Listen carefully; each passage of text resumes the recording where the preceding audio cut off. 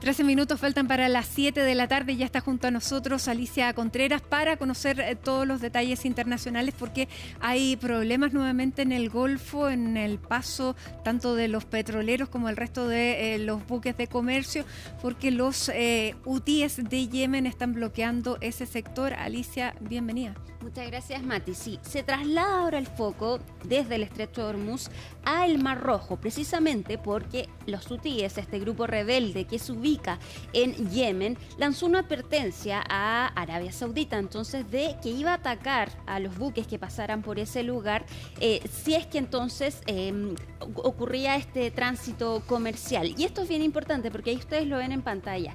El Mar Rojo se ha convertido en una alternativa importante para el paso entonces de los buques petroleros a raíz del tráfico que se vio bloqueado en el Estrecho de Hormuz. Actualmente casi es mínimo entonces el paso de los navíos por el Estrecho de Hormuz debido entonces a esta guerra entre Estados Unidos e Irán. Pero ahora se involucraron los hutíes, entonces este grupo que es respaldado por Irán, después del funeral del ayatolá Ali Khamenei. ¿Qué fue lo que pasó? Acá hubo una delegación de hutíes que viajó hacia Irán entonces a asistir a este funeral, y al regreso desde Yemen entonces intentaron bloquear el aterrizaje de este avión iraní que iba con esta delegación de hutíes. Los hutíes culparon entonces a Arabia Saudita de bloquear el aterrizaje de este avión en Yemen. Sin embargo, fue el gobierno de Yemen el que asumió esta responsabilidad. De todas maneras, el gobierno de Yemen es respaldado por Arabia Saudita, y es por eso entonces que los hutíes lanzan esta amenaza de bloquear el paso marítimo a Arabia Saudita en el Mar Rojo. Si bien no se ha registrado ningún ataque en las últimas horas, sí ya se ha visto afectado este paso marítimo. Hay inquietud en las empresas entonces y están reluctantes entonces a pasar por este paso. Si es que se bloquea este flujo, podría afectar el 3% del comercio del mercado mundial de petróleo. Ya ha pasado antes en la guerra que mantiene Israel en Gaza a fines de 2023, cuando los hutíes efectivamente se involucraron y cerraron el paso por el Mar Rojo. Ahora acá también hay un protagonismo importante de parte de Estados Unidos, porque este gesto de los hutíes entonces se ve como otra manera de presionar de parte de Irán, no solo en el Estrecho de Hormuz, sino también entonces en el Mar Rojo. Anteriormente, el año pasado, Estados Unidos atacó a los hutíes alrededor de marzo de ese año, y de hecho ahí también se involucró entonces esta polémica por Signal, porque las autoridades estadounidenses hicieron un grupo, un chat de Signal, donde hablaron de los ataques a los hutíes e incluyeron a un periodista del medio Atlantic. Esa es otra polémica, pero a eso entonces se refiere Estados Unidos cuando dice que ya atacaron a los hutíes. Donald Trump le restó importancia entonces a esta nueva amenaza que hacen los hutíes y recuerda entonces estos ataques que realizaron el año pasado. Escuchemos. Si ocurre algo así, nosotros nos haremos cargo. Ya saben que hemos hecho eso con los hutíes antes y no hemos sabido nada de ellos en un buen tiempo. Fueron unos 45 días de acciones muy contundentes que tomamos contra los hutíes y no hemos tenido ningún problema. Bueno, lo que está pasando en el Mar Rojo entonces podría ser otro surgimiento de un frente, una guerra regional importante en Medio Oriente, que se sumaría entonces al bloqueo al Estrecho de Hormuz. Vamos a cambiar completamente de tema y nos vamos a Nicaragua, porque Daniel Ortega descartó completamente realizar elecciones en el país. Lo hizo en medio de la conmemoración de la revolución sandinista, donde dijo entonces que no va a haber elecciones en Nicaragua. Si bien para los nicaragüenses esto es una realidad ya conocida, dado que las últimas elecciones se ha hablado de fraude, reparte entonces del régimen, de todas maneras esto implica un salto discursivo y político importante. Al parecer, Ortega estaría apuntando a el modelo de un partido único en Nicaragua, como el que se vive, por ejemplo, en Corea del Norte, en Cuba o en China. Se debían realizar elecciones en noviembre de este año, pero hubo una reforma constitucional de parte del régimen, entonces, que amplió el periodo presidencial y las próximas elecciones se debían realizar en noviembre de 2027. Veamos primero qué fue lo que dijo Daniel Ortega. No crean que porque no hay guerra estamos en paz. No, ellos vienen conspirando ahí, organizando, buscando cómo organizar partidos. Y aquí se acabó la historia de que los partidos puestos por los yanquis, puestos por los somocistas, volverán a llegar al gobierno. Jamás, jamás. No volverán a haber elecciones. Volverán a haber elecciones para que por ahí intenten ellos atrapar el gobierno, atrapar el poder. Bueno, a pesar de las comparaciones entre Nicaragua, Venezuela y Cuba, hay diferencias importantes en el caso del régimen de Daniel Ortega y de Rosario Murillo, quien actúa como su copresidenta, la esposa de Ortega. Nicaragua mantiene un régimen, podríamos decir, de bajo perfil, tiene una economía estable y no supone entonces quizás el mismo interés que tiene Estados Unidos en Cuba y en Venezuela. Cuba es importantísimo para Estados Unidos y también Venezuela es importante por su petróleo principalmente. Este no es el caso de Nicaragua. Si bien Estados Unidos ha planteado entonces sanciones a integrantes del régimen de la familia Ortega Murillo, de todas maneras no ha hablado entonces de enfrentarse a este régimen como lo ha hecho en Venezuela y como la presión que ha mantenido sobre Cuba. Es un caso distinto, pero de todas maneras Marco Rubio habló respecto de estas declaraciones de Daniel Ortega y dijo a través de su cuenta de X, y también publicaron un documento de parte de Estados Unidos, que el gobierno, y dijeron que el gobierno de Trump y la comunidad internacional no se quedarán de brazos cruzados mientras, dicen, la dictadura de Murillo y Ortega intensifica la represión interna y genera una estabilidad que amenaza la seguridad nacional de Estados Unidos. Vamos a ver entonces a qué se refiere con esto, si es que van a emprender acciones de parte de Estados Unidos entonces sobre el régimen de Ortega y Murillo, pero hasta ahora este régimen no enfrenta turbulencias económicas ni tampoco protestas callejeras. También es importante señalar que la oposición ha sido exiliada de este país y de hecho su economía se sostiene también a partir y de manera importante por las remesas que llegan a Nicaragua. Vamos a cambiar de tema y nos vamos ahora a Canadá, porque ayer les decíamos, Estados Unidos, Donald Trump más bien, anunció aranceles a ciertos productos canadienses que van a entrar en vigor en 30 días más.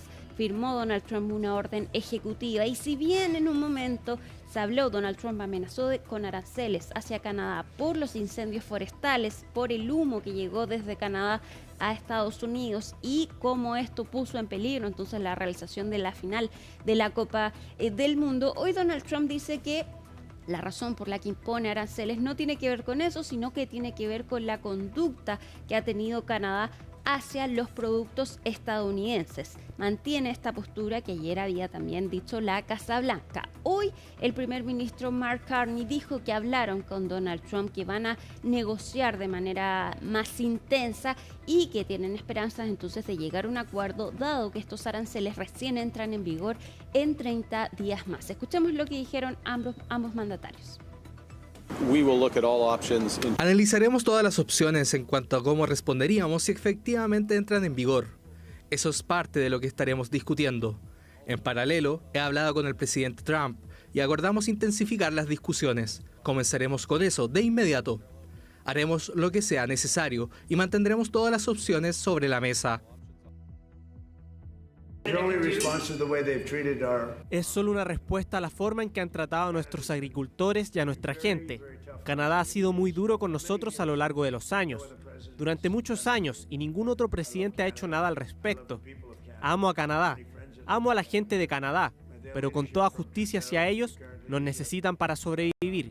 Sin nosotros, no hay forma de que puedan sobrevivir, pero han sido muy duros durante los últimos 50 años. Hay que ver entonces si efectivamente estos aranceles entran en vigor o si se llega a algún tipo de acuerdo, como ha sido entonces la técnica de Donald Trump de imponer aranceles, más bien como una forma de negociar con otros países. Vamos a cambiar completamente de tema, nos vamos ahora a Europa porque una noticia importante llega desde Francia. se convierte este país en el primer integrante de la Unión Europea en prohibir las redes sociales para los menores de 15 años. Hoy fue aprobada la normativa en la Asamblea Nacional y también en el Senado. Se prohíbe entonces el uso de las redes sociales a menores de 15 años y va a comenzar a regir esta normativa el próximo 1 de septiembre. Fue una medida impulsada por el presidente Emmanuel Macron, respaldada por su partido El Renacimiento, pero deja varias dudas la implementación de esta ley, principalmente porque deja el peso del cumplimiento de esta normativa a las plataformas digitales. Son ellas las que van a tener que verificar entonces la edad de los usuarios e implementar medidas entonces para evitar el uso por parte entonces de los jóvenes. También a partir del 1 de septiembre, los menores de 15 años no van a poder crear nuevas cuentas en redes sociales y las que ya están existentes son las mismas plataformas las que van a tener que eliminarlas. Esta ley no implementa ningún tipo de mecanismo para hacer cumplir esta normativa y ahí vienen entonces los cuestionamientos a esta nueva ley entonces que se aprobó en Francia y que sigue los pasos de Australia, que también ya aprobó entonces la prohibición de las redes sociales, pero en este caso para los menores de 16 años. Fue Renacimiento entonces el oficialismo el que apoyó esta normativa, mientras que la Francia Insumisa, el partido de izquierda, entonces fue bien crítica de este proyecto que finalmente se aprueba. Escuchemos lo que dijeron desde ambos partidos. Mis queridos colegas, en 2004, como les dije, un joven de 19 años, Mark Zuckerberg, nos prometió un mundo más abierto y conectado con Facebook. Han pasado más de 20 años y depende de nosotros, en esta Cámara, cumplir la promesa que no se ha cumplido. No encerrando a nuestros jóvenes, sino dándoles el tiempo para entrar en este mundo por la puerta correcta, a la edad correcta y con las herramientas correctas para prosperar en él.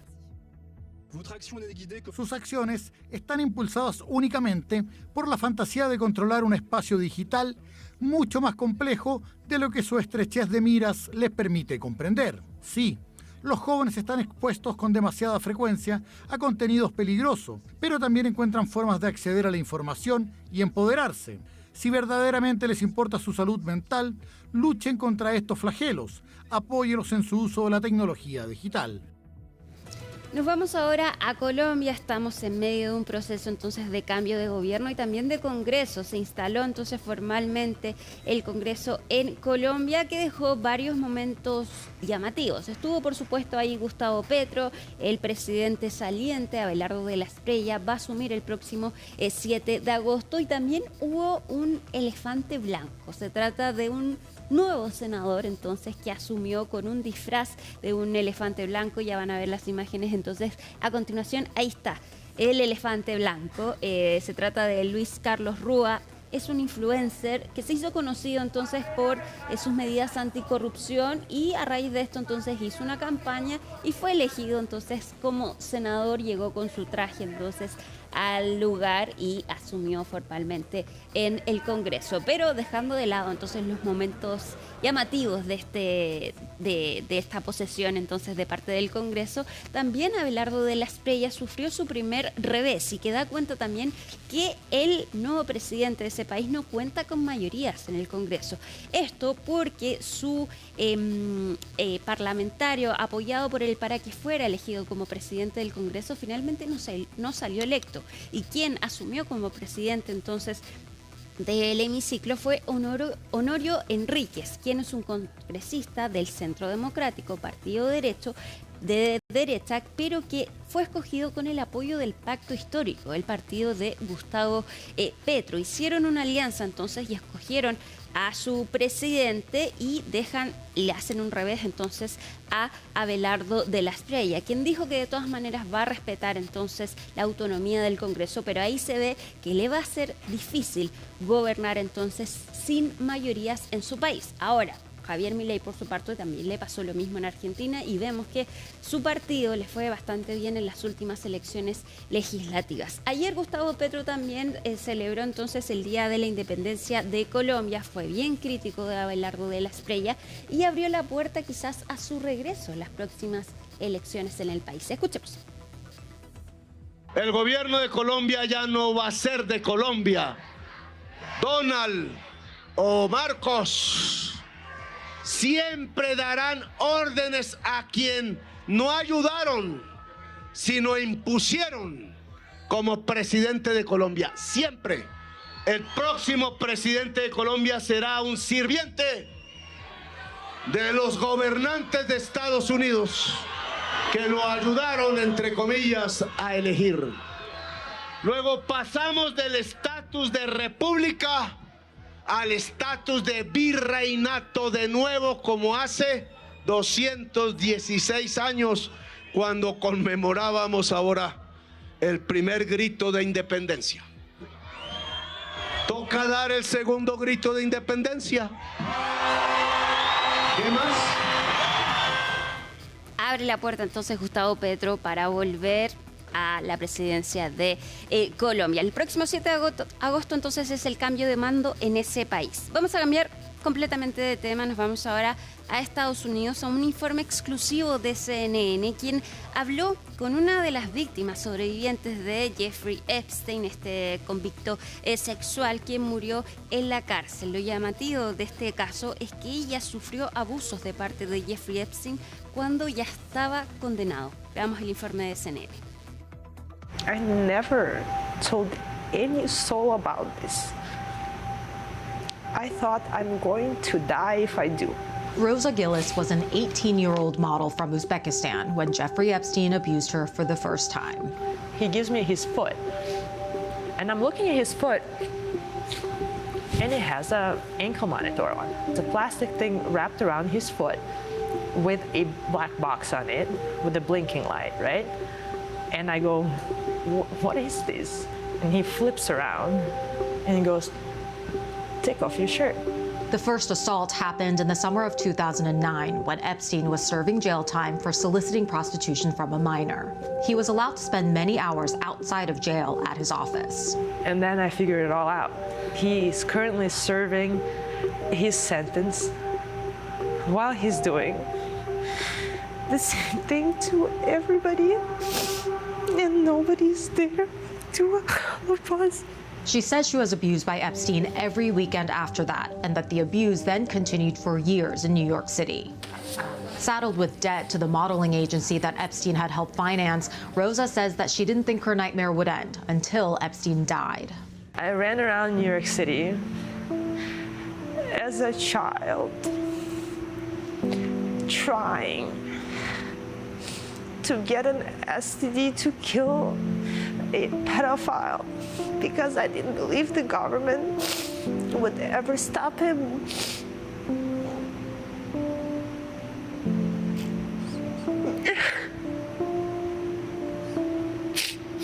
That wasn't my job to stop him. Rosa shared her story with CNN for the first time after the Justice Department failed to redact her name and release years of correspondence between her and Epstein. I'm nowhere close to be close to be mentally capable of talking about this. And it was so wrong for the government not to protect me. Rosa now lives in the Midwest and works as a coach and trainer. I hope somebody hears my story and finds themselves in the same place, would reach out to me and say, help me. Vamos a cambiar de tema y vamos a terminar Conexión Global con estas imágenes que llegan desde San Francisco. Lo que ven ustedes es un perrito que está nadando en mar abierto básicamente, pero que, no se preocupen, logró ser rescatado. Ahora la historia es bastante impresionante porque este perrito desapareció de su casa hace 2 semanas, el pasado 4 de julio. Como tirito. Ahí sí, pero está bien y ya está reunido con su familia.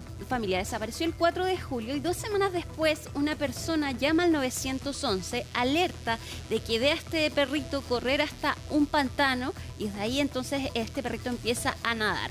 Bomberos va al lugar y con un dron entonces lo logra localizar y finalmente lo puede rescatar sano y salvo. Y como tenía la identificación correspondiente, entonces pudieron localizar a su familia. Él ya está bien entonces y ya está de regreso en su hogar. Pero 2 semanas después aparece este perrito en el mar. Increíble. Ya, pero está bien. Buena noticia para terminar. Tal cual. Bien, Alicia, muchísimas gracias. Seguimos pendientes de lo que está pasando ahí en el Golfo, porque están aumentando también los precios de los combustibles, tal como veíamos ayer, es otro elemento de presión.